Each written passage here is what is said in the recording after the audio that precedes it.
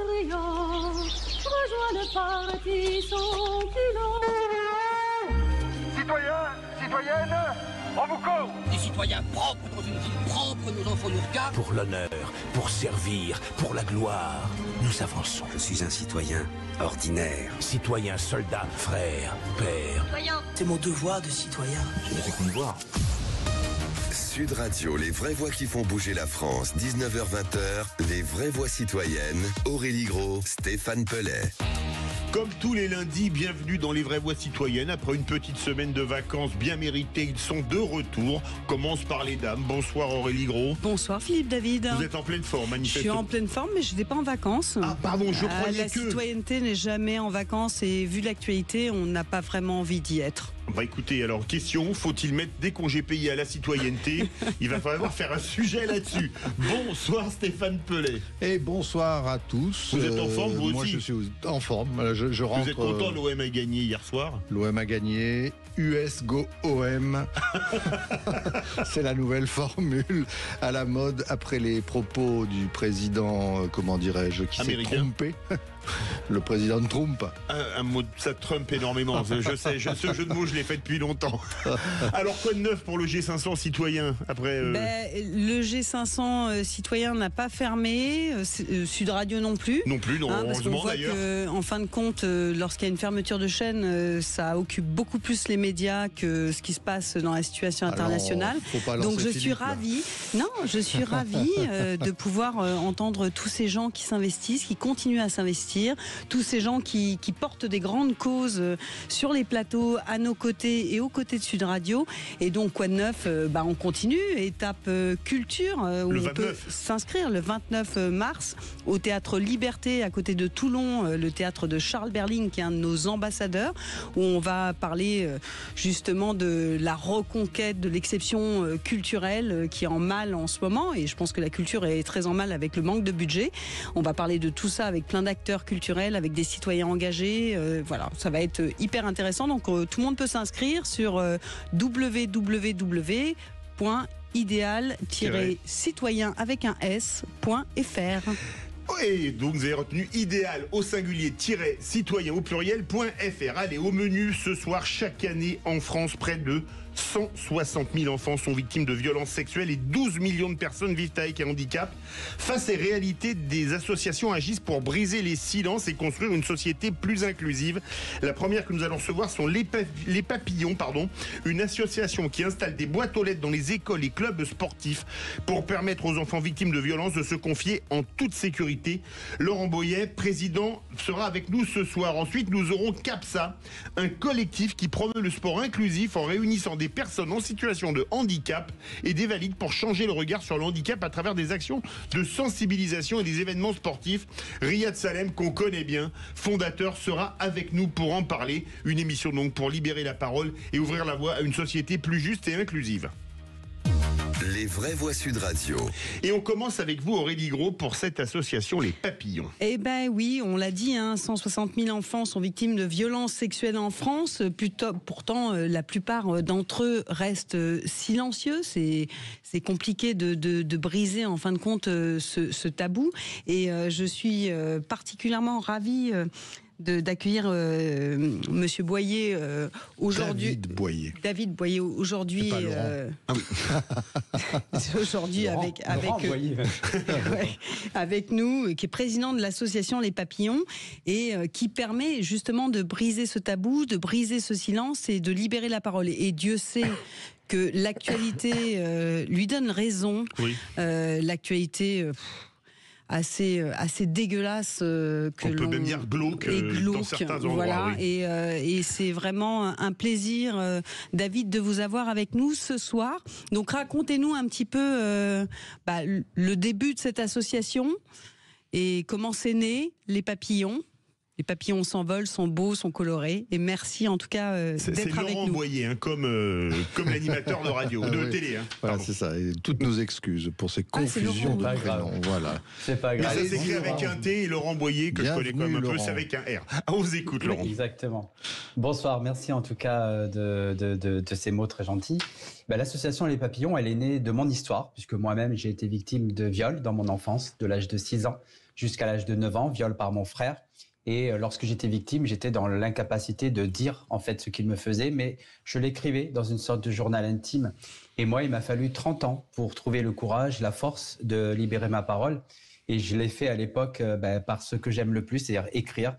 J'ai écrit une lettre à mon épouse pour lui dire, celle qu'elle est, devenir mon épouse, pour lui dire qui j'étais vraiment, sans masque. Et puis ensuite, j'ai écrit des lettres à ma famille. Et puis ensuite, j'ai écrit mon livre témoignage, Tous les frères font comme ça. Et lorsque j'ai publié ce livre témoignage, on était en 2017, MeToo n'était pas encore arrivé. Il n'y avait pas grand monde qui parlait de ça publiquement. J'ai fait beaucoup de plateaux. On n'était pas nombreux. Il y avait Andrea Bescon qui était en train de travailler sur les chatouilles. Il y avait Flavie Flamand qui venait de sortir son livre.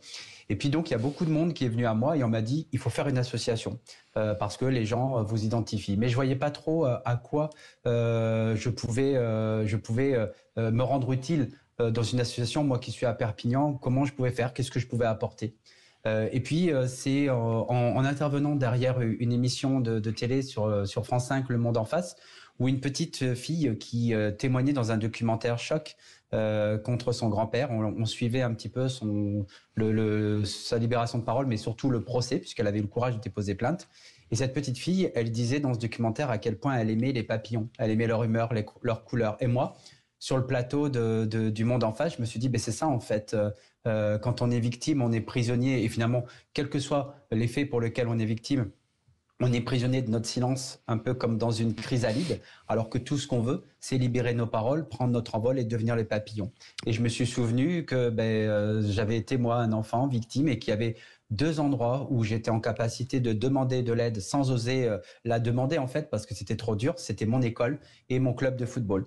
Et c'est ainsi qu'a cheminé l'idée de créer quelque chose qui permette de libérer la parole des enfants, mais comme moi en fait, non pas par un téléphone, parce que les enfants les plus jeunes n'ont pas de téléphone, mais par l'écrit. Et c'est comme ça qu'est née l'idée des boîtes aux lettres papillons, l'association Les Papillons et tout ce qu'on met en place depuis qu'on a créé cette association en octobre 2018. Et aujourd'hui, vous êtes à Perpignan et donc les boîtes aux lettres, elles sont disponibles dans quel secteur en France ? Elles sont sur tout le territoire. Tout les le boîtes aux lettres, territoire. elles sont déployées sur tout le territoire parce que nous, en fait, même si on a beaucoup de bénévoles, on a actuellement plus de 330 bénévoles, on en avait 500 à la fin de l'année dernière.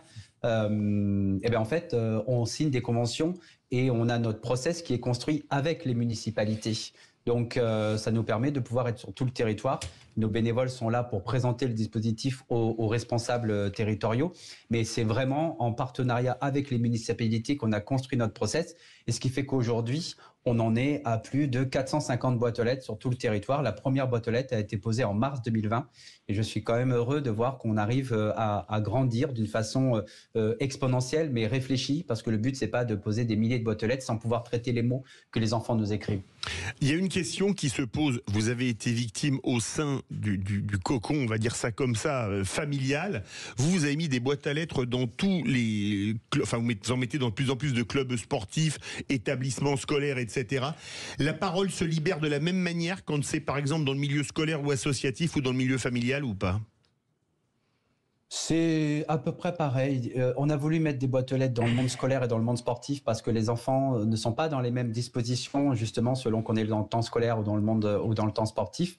Mais je dirais que quels que soient les faits pour lesquels les enfants sont victimes, quand c'est vraiment et quand on leur dit justement, et c'est ce qui est écrit sur l'affiche qui entoure la boîte aux lettres, si tu ne peux pas le dire, écris-le. Donc vraiment, quand les enfants sont victimes de quelque chose d'important, dès qu'on pose une boîte aux lettres papillon quelque part, que ce soit dans une école ou ailleurs, dès le jour même ou le lendemain de la pose de la boîte aux lettres, on a déjà beaucoup de mots qui sont déposés par les enfants. Et au milieu de tous ces mots, on a toujours 1-2 situations qui entraînent soit une information préoccupante, soit un signalement. Laurent, bonsoir. Vous êtes dans ce long cheminement, processus qui va de l'identification, de la révélation jusqu'à l'accompagnement, puis probablement une forme de réparation. C'est un long chemin pour toutes les victimes. Vous, votre association, elle se situe à quel moment de ce chemin-là, ou bien est-ce qu'elle prend en charge l'intégralité? Et on sait que ça a fait appel à la coopération de nombreux acteurs sur le terrain, mais ça va jusqu'à la justice aussi, parce que dans un premier temps, ce qui arrive, c'est qu'on est d'abord révolté d'entendre ce que vous dites, mais en fait, on sait que ça ne suffit pas de se révolter, il faut à un moment trouver le moyen de réparer. Tout à fait. Notre association, elle est principalement là déjà pour la détection, la révélation, la libération de la parole. Une fois que nous, les mots arrivent, derrière, on a nos psychologues qui sont salariés de l'association qui, selon la gravité, peuvent faire soit un signalement, soit une information préoccupante. Donc, on va transmettre le mot à la justice quand l'enfant nous écrit une situation qui fait l'objet d'un danger grave et immédiat. C'est notamment le cas de tous les cas de violence sexuelle intrafamiliale. Mais aussi avec nos psychologues, on peut être là aussi pour l'accompagnement soit de ces enfants, mais aussi parce qu'on y tient beaucoup quand ils ne sont pas les agresseurs des parents, parce que pour les parents, c'est aussi un cataclysme de se rendre compte que nos enfants ont été victimes de quelque chose. C'est une destruction de notre rôle quelque part. On est là pour protéger nos enfants et quand on se rend compte que notre enfant a été victime, c'est un cataclysme pour les parents et les parents ne peuvent pas aider leurs enfants si eux-mêmes sont à terre. Donc, on est aussi là pour les accompagner. Donc, notre rôle, il peut être vraiment divers. Mais vraiment, pour nous, c'est la détection, la libération de la parole et ensuite l'information auprès des personnes qui doivent avoir cette information. Et le cas pour nous le plus emblématique, c'est le cas de cette petite Lily qui a déposé un mot dans notre boîte aux lettres papillon en juin 2022 dans l'Ain. Un mot juste le jour même où on avait posé la boîte aux lettres papillon. Grâce à ce mot, 2 ans après, son grand-père a été condamné à 12 ans de réclusion criminelle pour viol et agression sexuelle sur elle, mais aussi sur 2 cousines de la famille qui étaient victimes. Et toutes les 3 ne savaient pas d'ailleurs qu'elles étaient victimes chacune de leur côté. Merci beaucoup. Vous restez avec nous, Laurent Boyer. On va continuer à cette interview aussi touchante que passionnante. Vraiment, c'est une très belle association. On se retrouve dans quelques instants avec Aurélie Gros et Stéphane Pellet pour les vraies voix citoyennes. Sud Radio. Sud Radio. Parlons vrai. Parlons vrai. Sud Radio. Parlons vrai. Sud Radio, les vraies voix qui font bouger la France. 19h-20h, les vraies voix citoyennes. Aurélie Gros, Stéphane Pellet. Les vraies voix citoyennes avec Aurélie Gros et Stéphane Pellet et cette très belle association Les Papillons. Nous sommes avec Laurent Boyer. On dit Boyer ou Boyer ? On dit Boyer. Boyer, d'accord, mais c'est avec un T à la fin. Son fondateur, exactement. Aurélie Gros, vous aviez une question à poser à Laurent, je crois. Alors oui, j'en ai plein des questions parce que le sujet est poignant, le sujet est dur. On était autour du plateau en se disant mais comment peut-on toucher à des enfants ? On est dans... Moi, c'est quelque chose. Je suis maman, donc c'est quelque chose qui me dépasse. Aujourd'hui, dans les boîtes aux lettres que vous installez, alors vous avez dit un peu moins de 500 boîtes aux lettres dans les écoles, les clubs sportifs. Il vous en reste 35 500 à poser. Donc ça va. Il y a encore pas mal de boulot. Dès que vous les posez, vous avez des cas préoccupants systématiquement, parce que quand on voit les chiffres. On voit que dans chaque école et dans chaque classe presque, il y a des cas qui pourraient être préoccupants. Et la deuxième question, c'est est-ce que, en fin de compte, la réponse derrière, quand vous faites un signalement, pour vous est satisfaisante ou il y aurait des améliorations en termes de justice, de déploiement des solutions derrière pour ces enfants qui seraient à améliorer? Alors c'est vrai que systématiquement, quand on pose une boîte aux lettres papillon, on a tout de suite beaucoup de mots. Parfois même, ça inquiète nos partenaires puisqu'ils se disent comment si à chaque fois qu'on fait une prise démo, on va avoir autant de situations, ça va être un peu compliqué. Mais effectivement, à chaque fois, au milieu de tous ces mots, il y a toujours voire 2 situations qui sont soit préoccupantes, soit graves, qui entraînent soit une information préoccupante, soit un signalement.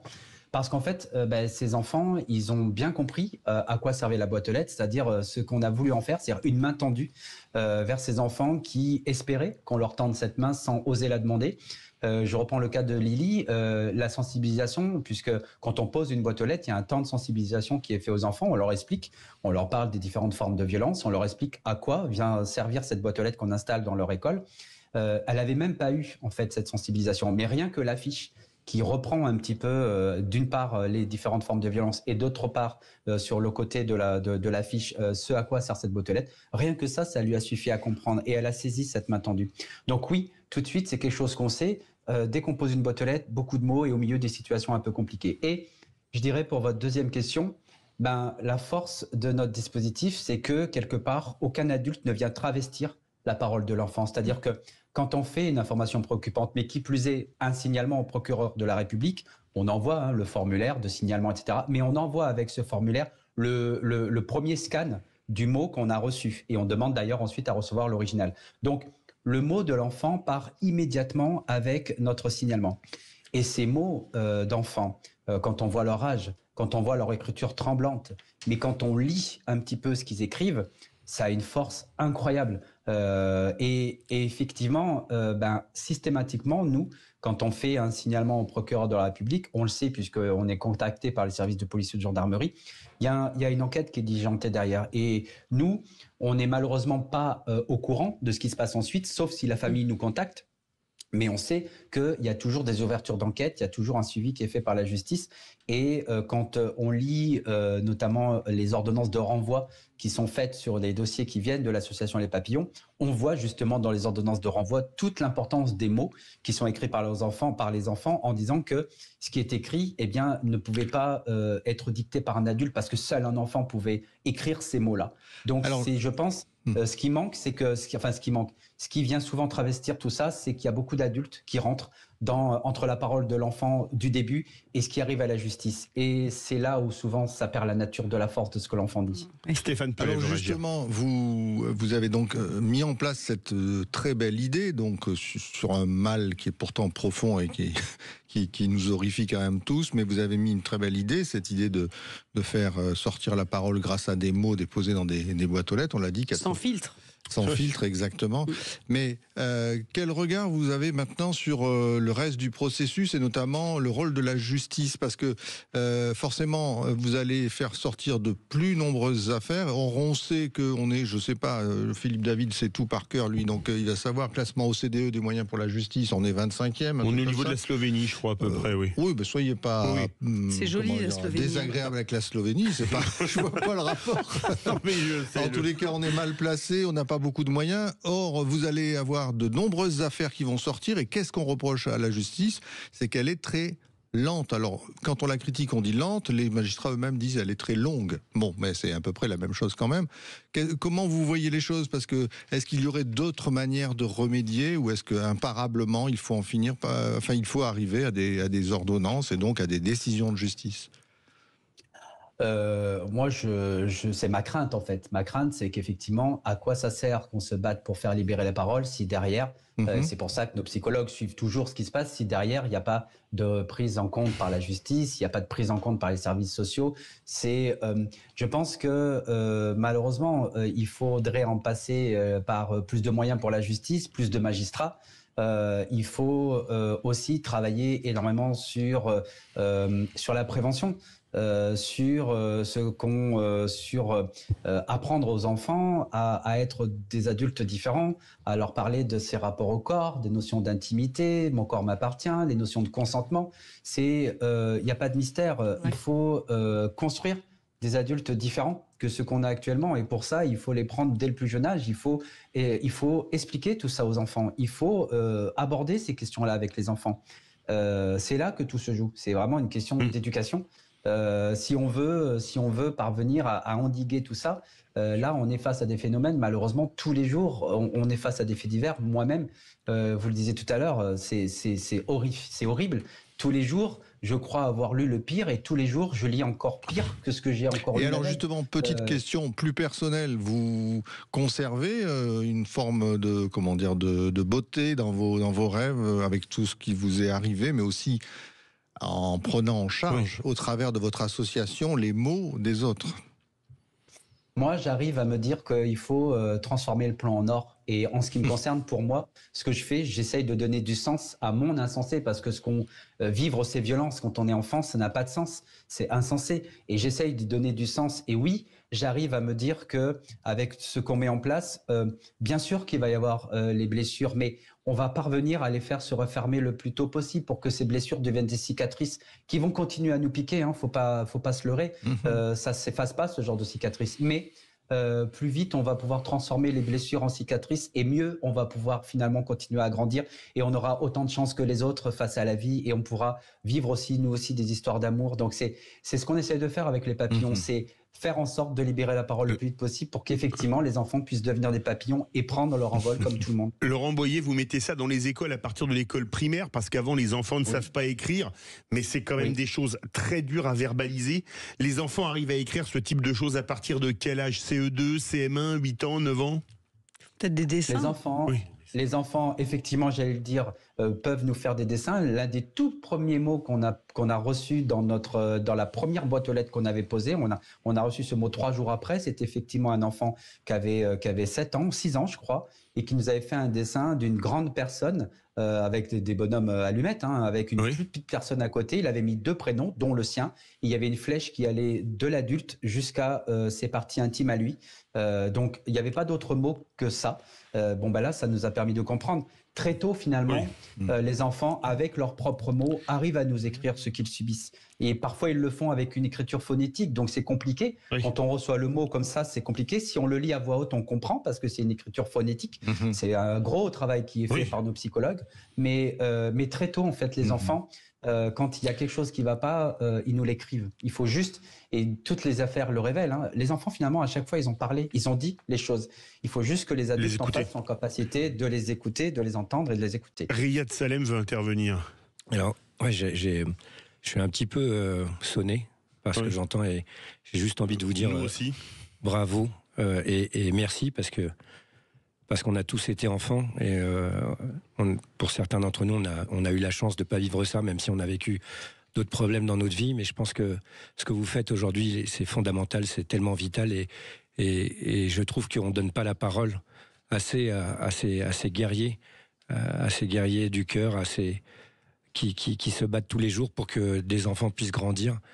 Et ce que vous faites honore notre humanité parce que c'est tellement dur quand on vit quelque chose comme ça, comment on arrive à soigner, comment on arrive à réparer, et vous offrez une porte, une fenêtre pour que ces enfants puissent demain grandir dans la dignité, vous l'avez dit vous-même, là, pouvoir aimer, et vous avez fait quelque chose avec eux. Vous êtes un exemple extraordinaire pour tous ces jeunes, pour tous ces enfants. Et vraiment merci parce que nous aussi on œuvre avec les enfants, mais pas dans le même domaine, mais je ne sais pas si vous êtes sur Paris, mais on organise un événement qui s'appelle Educap City, qui est un rallye citoyen, et j'aimerais bien que votre association soit là pour parler de ce qu'elle fait aux enfants. Je viens très souvent sur Paris. On est un peu partout, mais moi je viens très souvent sur Paris, donc ça serait un plaisir et un honneur aussi. Merci beaucoup. Écoutez, je pense que la mise en relation sera faite par Aurélie et Stéphane, c'est pas trop compliqué. Ils ont le téléphone de tout le monde ici, de toute façon. Alors moi j'ai une dernière question, je sais qu'il y a la pub, mais comment on peut vous aider? Comment les institutions peuvent vous aider? Comment le grand public peut vous aider? Est-ce qu'on peut faire des dons? Est-ce que si une municipalité veut installer dans son école une boîte aux lettres, est-ce qu'elle peut vous contacter? Dites-nous tout, comment on fait? Le site internet. Alors, oui, le site internet c'est www.associationlespapillons.org. Oui, une municipalité, si elle veut notre dispositif, elle nous contacte et elles le font tous les jours. Oui, on peut nous faire des dons, parce que de toute façon, nous, on ne vit que sur des dons. On est fiers d'avoir tous ces dons et sur du mécénat. On n'a qu'une subvention publique du ministère des Sports, qui est de 15 000 €. Et puis, les institutions, comment elles peuvent nous aider? On attend désespérément notre agrément national pour pouvoir faire les sensibilisations pendant le temps scolaire et non pas pendant le temps périscolaire, puisque là, comme on n'a pas encore l'agrément national de l'éducation nationale, on fait les sensibilisations. Alors moi, pendant j'ai le temps une proposition. Il est trop tard. J'ai une proposition, je sais qu'il y a la pub, mais je fais la proposition. Je connais quelqu'un qui va en parler, essayer de vous aider à l'obtenir un peu plus rapidement. Ça vous va et on vous rappelle quand on vous l'a obtenu ou pas? Oh attendez, vendez pas la peau de l'ours. Si, moi je vends la peau de l'ours. S'il se plante, je dirais pourquoi. Parfait, mais écoutez, engagement est pris et je peux vous dire qu'Aurélie et Stéphane tiennent leurs promesses. Merci beaucoup Laurent Boyer pour faire un dos à votre association, le site web, vous pouvez le répéter? www.associationlespapillons.org. Merci beaucoup Laurent Boyer. Tout de suite, on trouve quelqu'un qu'on connaît bien, Riyad Salem, pour nous parler de CAPSA, le sport pour les valides et les personnes en situation de handicap. Restez bien avec nous pour les vraies voix citoyennes de Sud Radio. Sud Radio. Sud Radio. Parlons vrai. Parlons vrai. Sud Radio. Parlons vrai. Sud Radio, les vraies voix qui font bouger la France. 19h-20h, les vraies voix citoyennes. Aurélie Gros, Stéphane Pellet. Retour des vraies voix citoyennes avec Aurélie Gros et Stéphane Pellet. On a une autre association avec quelqu'un qu'on connaît bien, Stéphane Pellet. Alors, c'est pas Stéphane Pellet qu'on connaît bien, mais c'est Riyad Salem. Trois qu'on connaît bien. On te connaît bien aussi. Et donc, vraiment, toujours autant de bonheur à vous accueillir parce que vous êtes devenu un fidèle de la démarche citoyenne, d'une certaine manière. Vous étiez là avec nous au 2e sommet citoyen à Marseille. Donc, déjà un emblème d'une certaine façon parce qu'il en faut des symboles. Après, vous êtes passé souvent à la télé, mais je crois que c'était pour, je sais plus comment ça s'appelait, les Jeux paralympiques. Les Jeux olympiques et paralympiques. C'était l'année dernière, on vous a vu souvent, Riyad. Et puis, vous étiez là à l'étape du sommet citoyen à l'Institut national des jeunes aveugles pour témoigner parmi tellement de gens magnifiques qui font des très belles choses, que ce soit avec des associations, des entreprises adaptées ou des entreprises tout court, des start-up, etc. Et puis là, ce soir, vous êtes venu nous parler de votre association. Je ne vais pas faire beaucoup plus long. Il faut que vous nous racontiez que finalement, vous avez pris beaucoup d'initiatives, mais il y a une association dont le sigle est un peu compliqué. Il y a beaucoup de A. C'est le CAPSA, mais avec 3 A à la fin. Qu'est-ce que ça veut dire déjà? On n'est pas aussi doué que l'andouillette, mais on se défend. Là, c'est 5 A. Là, il y en a 4. Et puis, on a oublié quand même de dire, même pour ceux qui nous rejoignent, qui n'ont pas vu tous vos exploits à la télé, donc vous êtes membre de l'équipe de France de rugby fauteuil, c'est ça? Vous avez terminé donc à la combienième? 5e place. 5e place. Non, mais c'est quand même magnifique d'être. Comment vous dire? Ça fait un petit peu mal. Tu vas le fâcher. Non, c'était parce qu'il y a beaucoup de gens qui ont découvert le rugby fauteuil à l'occasion de celle-là d'Olympiade. Vous avez commencé. C'est un sport qui est quand même assez jeune en France, quoi. C'est ça, exactement. Ça fait depuis 2009 que ça existe, donc. Et puis oui, je trouve que c'était très très bien expliqué, très bien filmé. C'était très beau. Ce soir, on n'est pas là pour le rugby fauteuil. D'ailleurs, on est là pour le rugby à partir de 20h. Sud Radio et la radio du rugby. Donc bon. Vous allez rester d'ailleurs peut-être avec François. J'ai entraînement juste après. Ah bon. Alors, qu'est-ce que c'est que CAPSA, cette très très belle juste avant d'expliquer ce que c'est CAPSA, je voudrais quand même refaire un petit clin d'œil à notre ami tout à l'heure, parce que moi aussi j'ai accompagné une association qui s'appelait Podam. C'était des mamans de cœur, vraiment des mamans courage, qui se battaient parce que le papa avait eu des mauvais comportements, des attouchements et des abus sexuels. Et je me dis, c'est incroyable d'un pays comme le nôtre, qu'on puisse encore vivre des choses comme ça, quoi. Qu'on n'ait pas compris le sens de la vie. Ça fait vraiment mal au bide. Et donc CAPSA, alors on revient maintenant dans l'association, mais j'avais envie de le dire parce que ces mamans, elles sont vraiment extraordinaires et je sais pas comment on peut les aider, mais on les recevra. Ouais, j'aimerais vraiment que dans les vraies voix citoyennes. Podam. Podam. On les recevra, promis. Donc CAPSA, ça veut dire Cap, Sport, Art, Aventure, Amitié. Tout un programme. Wow. Toute la vie, quoi. Exactement. Dans le mot, c'est vrai, ouais. Dans le mot handicap, on a choisi le mot cap. Ça avait plus de sens pour nous. T'es cap, t'es pas cap. Et ça donne un bon cap. Et ça donne un bon cap. Et puis le cap aussi de capacité. C'est pas parce que t'es déglingué que t'es pas capable. Absolument. Donc voilà. Et quand on est international de rugby fauteuil, une cap, c'est une sélection. Exactement. Et puis en plus, on était à la capitale, donc tout ça, ça se marie bien. Donc le sport, c'est nos premiers amours. L'art, c'est parce qu'on avait des copines et des copains trop lourdement handicapés pour avoir une activité physique ou sportive. Et alors, c'était ça à l'époque, il y a 30 ans, en fait, nos 30 ans. Aujourd'hui, maintenant, on a des gens qui peuvent faire du sport, mais voilà, c'est l'art, leur truc. Donc, ils viennent après l'aventure, parce que je faisais beaucoup de solidarité internationale à l'époque et d'humanitaire. Et donc, j'ai voulu garder un petit peu ce côté un peu fraternelle envers le monde du handicap et aussi extérieur. Et je me suis aperçu que l'aventure aussi pour certaines personnes handicapées, c'était juste de sortir de chez elles. Donc voilà, on essaie un peu d'encourager. Et puis l'amitié, parce que c'est le ciment de tout ça. C'est une des valeurs du mouvement sportif et ça fait écho aux valeurs de notre République, de la fraternité. Donc tout un programme. Dont on n'entend pas souvent parler fraternité, hein. Malheureusement. Ça manque un peu, sauf sur Sud Radio, de 19h à 20h le lundi soir. Alors, CAPSA, justement, ça fait quoi? D'abord, c'est installé sur les 5 continents ou simplement ça dans fait bouger les handicapés. Alors, ouais, on a quelques antennes un peu dans le monde, mais j'avoue qu'avec la géopolitique, on ne sait même pas s'ils sont encore vivants dans certains pays. Mais ça fait, aujourd'hui, on est un des plus grands clubs de parasport. On est affilié aux 2 fédérations handisport et sport adapté. Et on est au pied de la Tour Eiffel, donc ça, c'est vraiment quelque chose d'assez incroyable. Vous connaissez la différence entre handisport et sport adapté ou pas? Non, expliquez-nous, parce que je ne suis pas convaincu que tous les auditeurs le sachent. Alors, handisport, c'est tout ce qui est handicap physique, donc ça comprend le moteur et le sensoriel. D'accord. Et le sport adapté, c'est tout ce qui est handicap mental, psychique, trouble du comportement, cognitif, voilà, c'est toute la partie que l'on voit moins, et pourtant ils sont beaucoup plus nombreux à œuvrer, et d'ailleurs ils sont pas assez pour moi pour les Il y a souvent d'ailleurs des sports nouveaux qui naissent dans ces fédérations, et notamment la deuxième, un certain nombre de sports adaptés. Oui, tout à fait. Des disciplines qu'on n'aurait même pas imaginées, qui sont assez géniales d'ailleurs, très souvent. Et après, à CAPSA, on a évidemment la partie artistique. On essaie de faire en sorte que les artistes handicapés puissent vivre de leur talent. Donc ça, c'est un grand combat. On a le programme Cap Art, on essaye de faire un petit peu émerger tout ça. Et on a aussi la partie Cap Résilience, où on va dans les hôpitaux, les centres de rééducation, enclencher une dynamique de résilience pour que les blessés qui viennent d'arriver, on a les gars de chez nous qui sont passés des fois dans les mêmes hôpitaux, même dans les mêmes chambres, et qui viennent les voir, et en faisant du sport, on utilise le sport comme vraiment outil de résilience.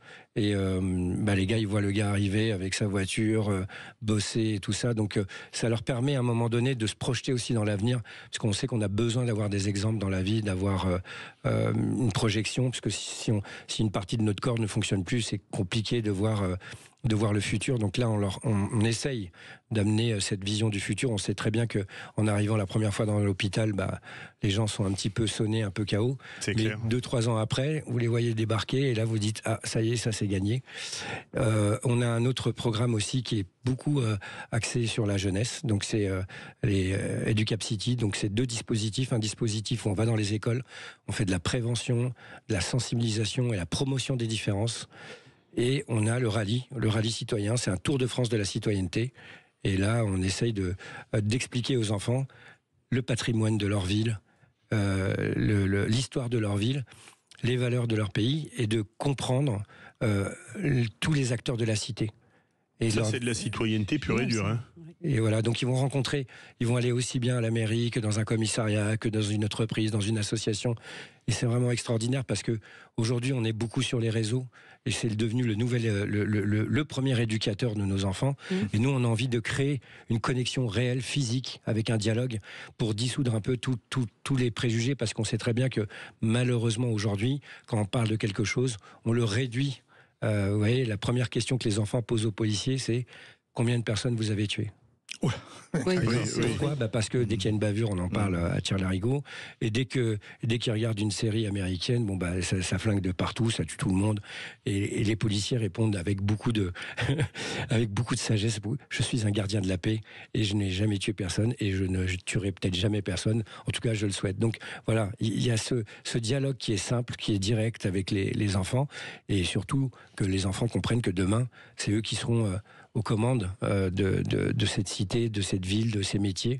Donc voilà, ramener l'humain et d'avoir cette courroie de distribution intergénérationnelle. Voilà, donc 30 ans avec cette cause immense et qui grandit. On va en parler dans quelques instants, parce qu'il faut faire un peu de pub. Les vraies voix citoyennes avec Aurélie Gros, Stéphane Pellet et Riyad Salem jusqu'à 20h. On se retrouve dans quelques instants.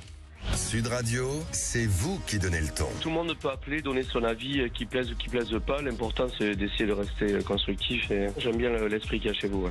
Sud Radio, parlons vrai.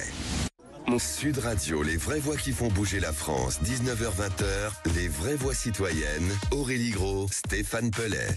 Retour des vraies voix citoyennes avec bien évidemment Aurélie Gros, Stéphane Pellet et Riyad Salem, le fondateur de CAPSA. C'est bien ça, si on le prononce vraiment. Ça donne de la joie, tu vois, dès qu'on le prononce. Absolument. Et je crois que vous aviez une question. Non, mais je crois que Monsieur Pellet voulait réintervenir. Il ne me laisse pas la parole. C'est insupportable.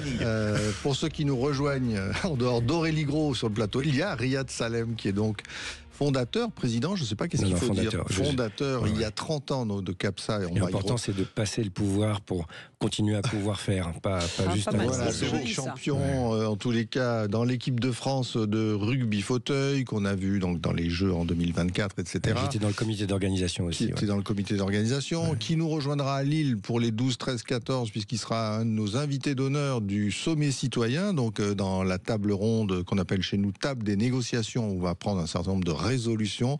Mais justement, les résolutions, on en a prises aussi le 11 février dernier, vous savez, à l'Institut national des jeunes aveugles, vous étiez invité.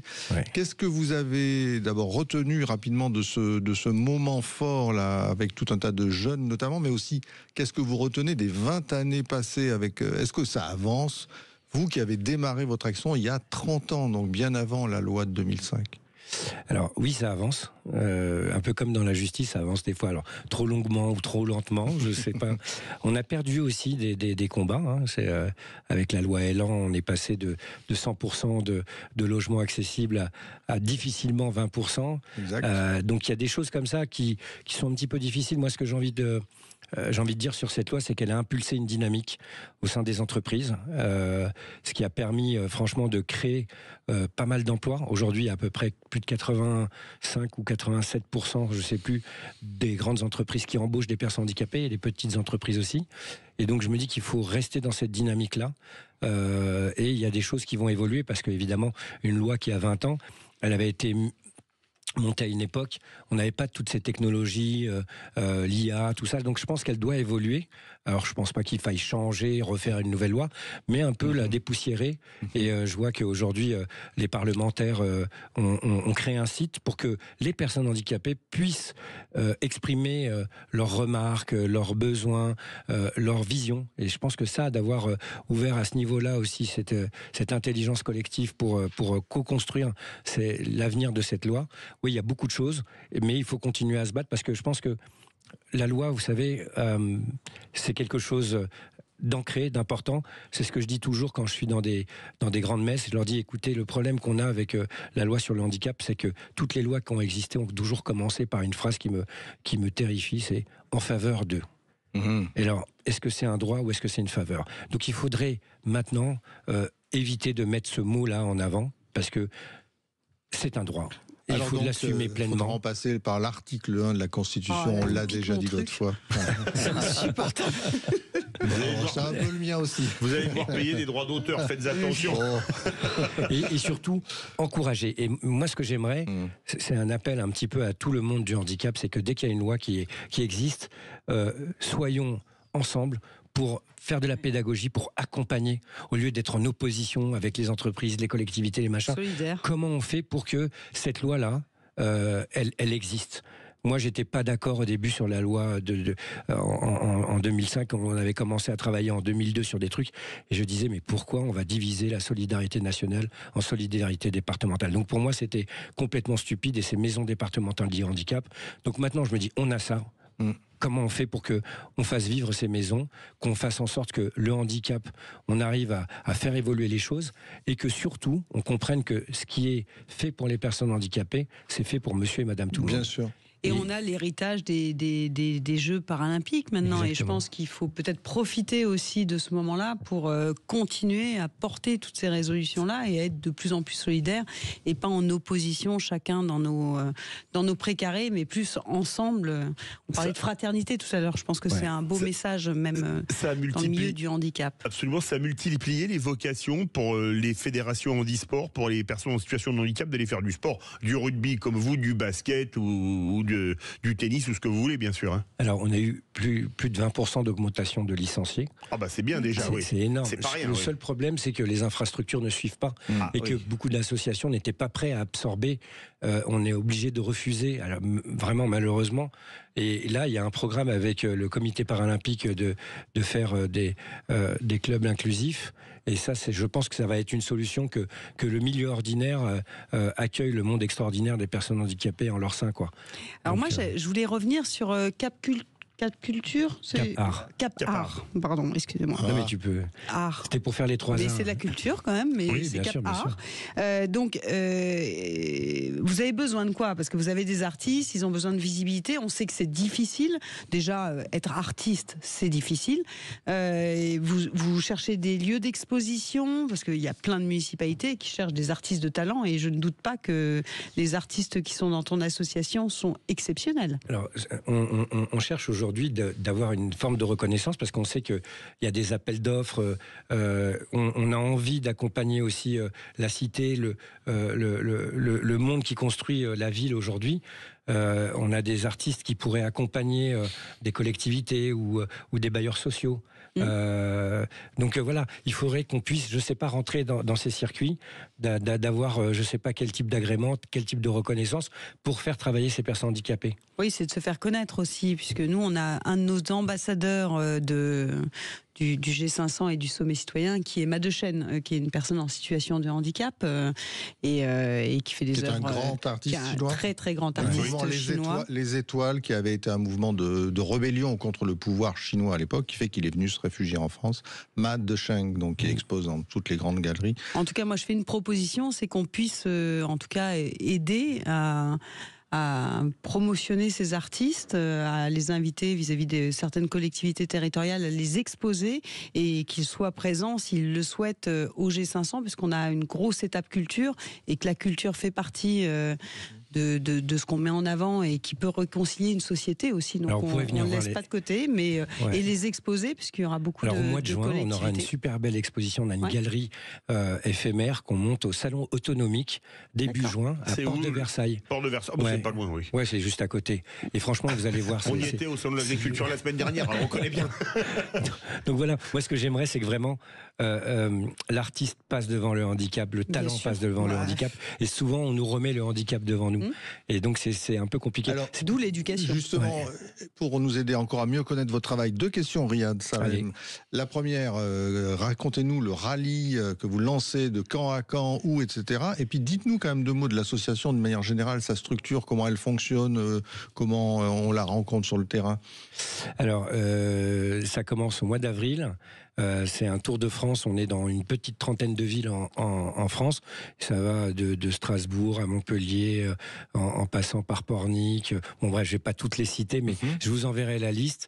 Et la finale, l'étape capitale, alors c'est fermé, hein, c'est pour les jeunes, pour les enfants, se termine le 24 juin à Paris. Donc vous allez voir plein de petits bambins qui galopent dans le métro partout dans Paris et qui vont aller à la rencontre des grandes instances ministérielles ou à l'UNESCO ou dans des grandes... Peut-être ils viendront chez vous. Mais c'est ce que j'allais dire, ils vont peut-être venir à Sud Radio.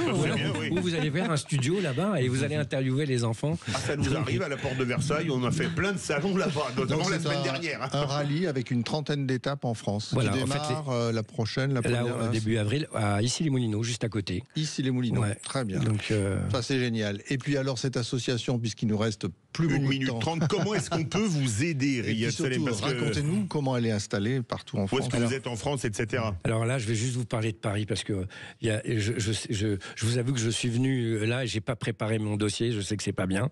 C'est ça, les présidents, oui, c'est... Non, mais c'est surtout parce que je ne suis plus président. Ah, c'est parce qu'il est fondateur. Il est fondateur. Pardon. Et moi, je connais les présidents, toi. Et c'est vrai qu'on organise des grands événements comme les championnats d'Europe, la Coupe du Monde, ou un événement qui est exceptionnel, unique au monde, la Women's Cup de rugby 100% féminin. Et donc voilà, on a besoin de tous les soutiens, alors que ça soit financier, humain, matériel. On fait du troc, voilà.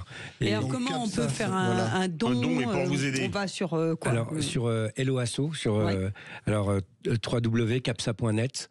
Donc vous avez CAPSAA. Voilà. Ah bon, on l'a fait en chœur, c'est bien, on pourrait presque faire une chanson. Oui, c'est ce que je suis en train de penser. Les grands esprits se rencontrent. Donc voilà un peu la philosophie de CAPSA, c'est ne vous demandez pas, on a travesti un petit peu Kennedy, ne vous demandez pas ce que vous pouvez faire pour les personnes handicapées, mais ce que les personnes handicapées peuvent faire pour vous. Ouais, tout à fait, ça c'est très magnifique. Merci à vous, Riyad Salem. François n'est pas venu. Ben non, François n'est pas venu utiliser, on l'attendait, pourtant il reste 20 secondes. Mais il a eu peur, à mon avis. Il a eu peur, c'est ça, il était impressionné par Riyad. De rugby, il a eu peur de rentrer. Ah bah tiens, le voilà, François, il va falloir teaser très vite parce qu'il reste 8 secondes. On disait que tu avais peur de Riyad Salem, que tu n'osais pas être avec un grand joueur de rugby. De rugby fauteuil. Oui, bien sûr que je le connais et je suis très, très honoré. On va avoir un grand joueur aussi de rugby à 15 parce qu'il y a un certain Irlande-France. Ah oui, c'est samedi. Et on va avoir Mickaël Guillard, des deuxièmes lignes de l'équipe de France, qui sera avec nous depuis Marcoussis, voilà, en duplex, 20h15. Ensuite, il y aura Trevor Brennan. Oui, et 20h45. Deuxième ligne mythique irlandais du Stade Toulousain. Sébastien Piqueronis, voilà, aussi l'entraîneur de Pau. Très beau programme. Il y a un beau casting. Beau casting, magnifique. C'est tout de suite dans les vraies voix du rugby. Allez, immédiatement, Sud Radio à votre service, Cécile de Ménibus. Et nous, on se retrouve avec vous, Aurélie Gros, Stéphane Pellet. Merci Riyad Salem. Lundi prochain, 19h. Et pour les vraies voix, demain, 17h. À demain.